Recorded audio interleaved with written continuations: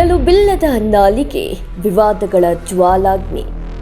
ಪ್ರತಿಭಟನೆ ಬೆಂಕಿ, ಸಿನಿಮಾ ಬಿಡುಗಡೆಗೆ ವಿರೋಧ. ಮಾತಾಡಿದ್ರೆ ಹೋಯ್ತು, ಮುತ್ತು ಒಡೆದ್ರೆ ಹೋಯ್ತು ಅಂತಾರೆ. ಅಷ್ಟೇ ಅಲ್ಲ, ಮಾತು ಮನೆ ಕೆಡಿಸ್ತು, ತೂತು ಒಲೆ ಕೆಡಿಸ್ತು ಅನ್ನುವ ಗಾದೆಯು ಕನ್ನಡ ಜನಮಾನಸದಲ್ಲಿ ಪ್ರಚಲಿತ. ಅರೆ, ಇದೇನಪ್ಪ ಗಾದೆಯನ್ಯಾಕೆ ಹೇಳ್ತಾ ಇದ್ದಾರೆ ಅಂತ ನಿಮಗೆಲ್ಲ ಅನ್ನಿಸ್ತಿರಬಹುದು. ಬಟ್ ಈ ಮಾತುಗಳು ಅಂದಿಗೂ ಇಂದಿಗೂ ಎಂದೆಂದಿಗೂ ಪ್ರಸ್ತುತ ಅನ್ನೋದು ಕಟು ಸತ್ಯ. ಹೌದು, ಮಾತಿನ ಭರದಲ್ಲಿ ಎಡವಿ ಬಿಟ್ರೆ ಏನೆಲ್ಲ ಅನಾಹುತಗಳ ಆಗಿಬಿಡುತ್ತೆ ಅನ್ನೋದಕ್ಕೆ ತಮಿಳು ನಟ ಕಮಲ್ ಹಾಸನ್ ಅವರ ಇಂದಿನ ಸ್ಥಿತಿಯೇ ಸಾಕ್ಷಿ.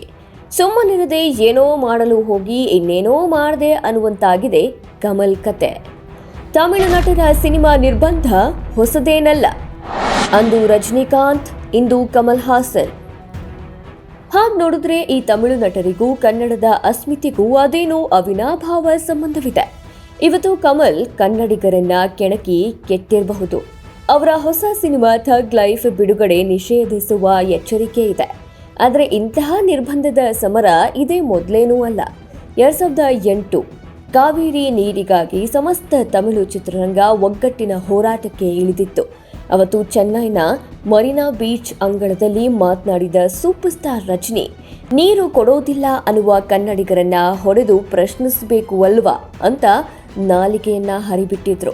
ಅಷ್ಟೇ, ಆ ನಟ ಅಭಿನಯದ ಕುಚೇಲನ್ ತೆರೆಗೆ ಬರೋದಕ್ಕೆ ಸಜ್ಜಾಗಿತ್ತು. ರಜನಿ ಆಡಿದ ಮಾತಿಗೆ ಕನ್ನಡಿಗರನ್ನ ಕ್ಷಮೆ ಕೇಳದ ಹೊರತು ರಾಜ್ಯದಲ್ಲಿ ಸಿನಿಮಾ ರಿಲೀಸ್ಗೆ ಬಿಡೋದಿಲ್ಲ ಅಂತ ಕರ್ನಾಟಕದಾದ್ಯಂತ ಬೆಂಕಿ ಹೊತ್ತಿತ್ತು. ಅಂತಿಮವಾಗಿ ನಿರ್ಮಾಪಕರ ಒತ್ತಡಕ್ಕೆ ಮಣಿದ ರಜನಿ, ನನ್ನ ಮಾತುಗಳಿಂದ ಕನ್ನಡ ಮನಸ್ಸುಗಳಿಗೆ ಘಾಸಿಯಾಗಿದ್ರೆ ಕ್ಷಮೆ ಇರಲಿ ಅಂತ ಕೈ ಮುಗ್ದಿದ್ರು. ಕನ್ನಡಿಗರ ಕೆಂಗಣ್ಣಿಗೆ ಗುರಿಯಾಗಿದ್ದ ಕಟ್ಟಪ್ಪ. ತಮಿಳಿನ ಪೋಷಕ ನಟ ಸತ್ಯರಾಜ್ ಕೂಡ ಕನ್ನಡಿಗರ ಕೆಂಗಣ್ಣಿಗೆ ಗುರಿಯಾಗಿ ಕ್ಷಮಾಪಣೆಯನ್ನ ಕೇಳಿದವರೇ. 2008 ಕಾವೇರಿ ಜಲ ಸಮರದ ವೇದಿಕೆಯಲ್ಲಿ ವೀರಾವೇಶ ಪ್ರದರ್ಶಿಸಿದ ಸತ್ಯರಾಜ್, ಕನ್ನಡಿಗರು ಮತ್ತು ಕನ್ನಡ ಪರ ಹೋರಾಟಗಾರ ವಾಟಾಳ್ ನಾಗರಾಜ್ ಅವರನ್ನ ತೀರಾ ಹೀನ ಪದಗಳಲ್ಲಿ ನಿಂದಿಸಿದ್ರು.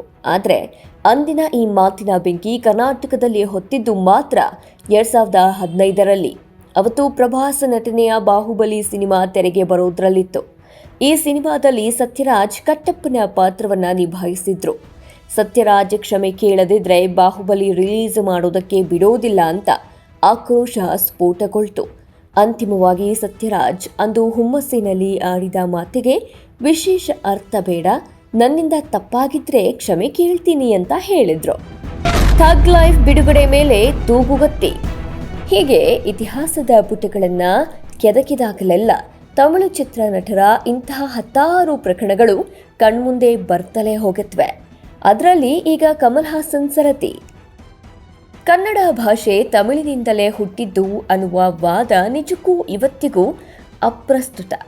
ವಿನಾಕಾರಣ ಬೇಡದ ವಿಚಾರವನ್ನ ಕೆಣಕಿ ತಮ್ಮ ಸಿನಿಮಾ ಥಗ್ ಲೈಫ್ಗೆ ಅಡ್ಡಗಾಲು ಹಾಕಿಕೊಂಡಿದ್ದಾರೆ. ಇವತ್ತು ಕ್ಷಮೆ ಕೇಳದಿದ್ರೆ ಮುಂದಿನ ವಾರ ಅವರ ಸಿನಿಮಾ ಬಿಡುಗಡೆ ಮಾಡಲು ಬಿಡೋದಿಲ್ಲ ಅಂತ ಕನ್ನಡ ಮನಸ್ಸುಗಳು ಒಂದಾಗಿವೆ. ನೆರೆಹೊರೆಯ ರಾಜ್ಯದವರಾದ ನಾವುಗಳು ಸ್ನೇಹ, ಪ್ರೀತಿ, ಬಾಂಧವ್ಯದ ಬದುಕು ಸಾಗಿಸಬೇಕು. ಅದನ್ನು ಬಿಟ್ಟು ಭಾಷೆ, ನೀರು ಅಂತೆಲ್ಲ ಈ ನಟರು ಸಿನಿಮಾದಲ್ಲಿ ಡೈಲಾಗ್ ಹೊಡೆದ ಹಾಗೆ ವಾಸ್ತವದಲ್ಲೂ ಬಿಲ್ಡಪ್ ಮಾಡಿಕೊಂಡು ಹೀರೋ ಆಗೋಕೆ ಹೋದ್ರೆ ಜನರೇ ಅವರನ್ನ ವಿಲನ್ಗಳನ್ನಾಗಿ ಮಾಡಿಬಿಡ್ತಾರೆ. Special desk, Karnataka news beet.